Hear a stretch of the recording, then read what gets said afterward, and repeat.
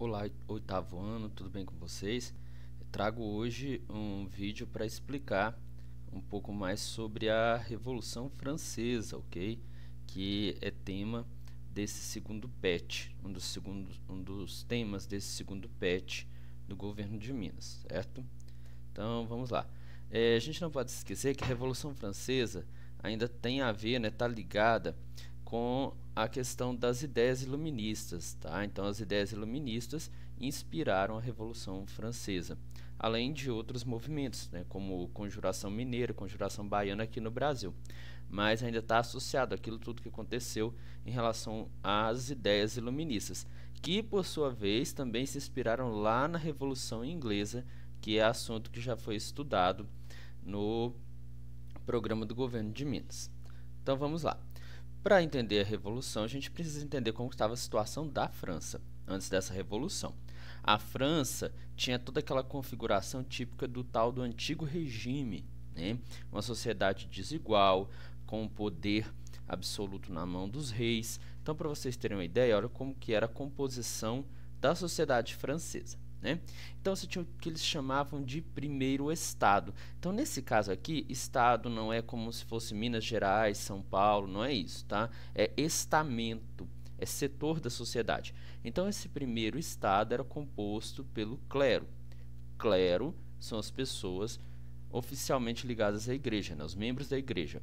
Papa, bispo, cardeal, padre, freira. Então o clero. O clero era só 1%, só um pouquinho da população francesa.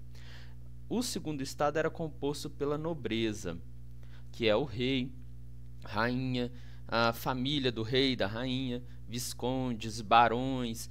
Lembrando que na nobreza você tem as pessoas que nascem nobres, mas tinha também alguns casos em que a pessoa comprava título de nobreza.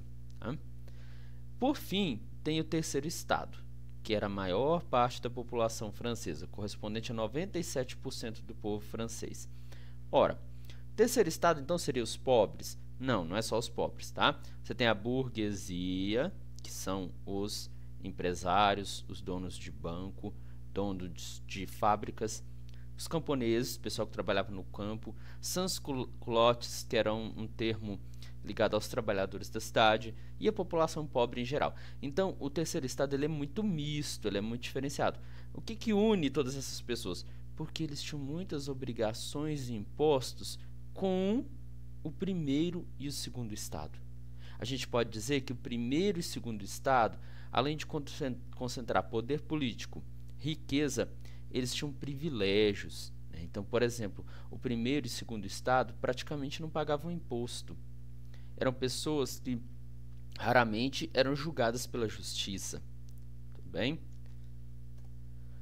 Naquela época também, a França passou por uma crise econômica. Isso tinha a ver com os gastos da monarquia. Tá? O Palácio de Versalhes ali era o ambiente de festas muito luxuosas, com muita ostentação. Por outro lado, a maioria da população enfrentava problemas até da fome, da falta de alimentos, certo? Era também o período de difusão dos ideais iluministas. Acontecem algumas revoltas, certo? Porque, conforme a crise econômica piorava, o governo lançou uma ideia de aumentar impostos. Os nobres não queriam aceitar isso. Então já tem aqui uma primeira revolta da nobreza. Como a situação continuava sem solução, o rei resolveu convocar a Assembleia dos Estados Gerais. Esses Estados Gerais é como se fosse uma Câmara de Deputados lá na França, que raramente era convocada, porque lembra, era absolutismo, o rei governava quase que sozinho.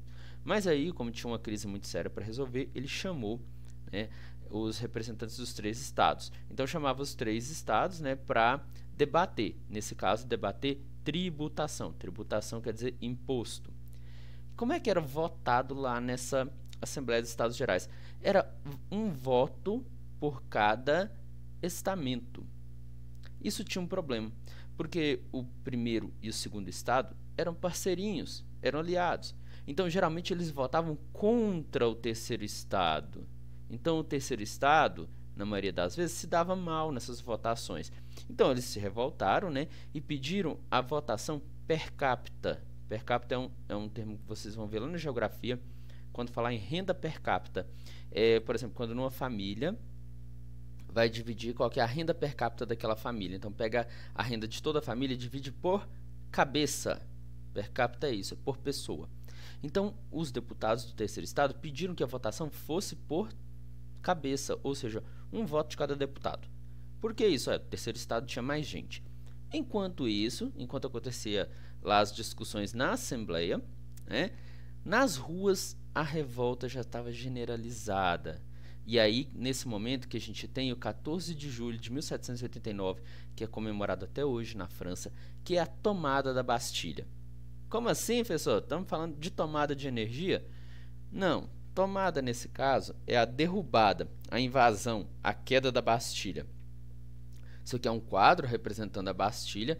A Bastilha era uma prisão do antigo regime, né? Uma prisão onde eram mandadas principalmente as pessoas que desobedeciam às ordens reais, que de alguma forma afrontaram a honra do rei. Então era uma prisão mais de caráter político, tá? Não eram as pessoas que saíram furtando, cometendo crimes comuns, não.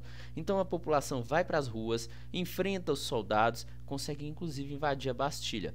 Libertaram algumas pessoas, a Bastilha não tinha tantos presos assim, mas o principal objetivo era pegar armas, tá? Porque o povão não tinha arma em casa, né? A maioria não tinha.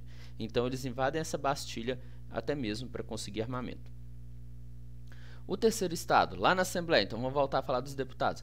Eles começam a se reunir num salão específico para preparar o que se chama Assembleia Nacional Constituinte. O nome é complicado, mas é simplesmente para elaborar uma Constituição. Então eles estavam rejeitando tudo aquilo que era do antigo regime para escrever uma Constituição. E aí que é o período da Assembleia Nacional, né? Então você tem revoltas também no campo. Então os camponeses começam a atacar casas dos senhores, incendiam alguns castelos. Então já vai sempre pensando que a Revolução Francesa foi bastante violenta. É o fim dos privilégios feudais, que é aquela coisa de cada senhor cobrar imposto, cobrar parte da colheita dos camponeses, né? Porque, por exemplo, cobrava o imposto. Se o camponês não tinha dinheiro, levava o trigo, levava a cevada, levava os carneiros do camponês, por exemplo. E aí eles fazem um documento muito importante, que é a Declaração Universal dos Direitos do Homem e do Cidadão, que ela vai falar, por exemplo, que todo ser humano nasce igual perante a lei. Então é para acabar com aquele sistema lá dos privilégios de nascimento, certo? Tem também um documento, né, chamado Constituição Civil do Clero, que vai colocar os membros da igreja, tá, como subordinados ao governo. Então isso vai gerar um problema com a sede da Igreja Católica Apostólica Romana, que é o Vaticano, né, lá em Roma.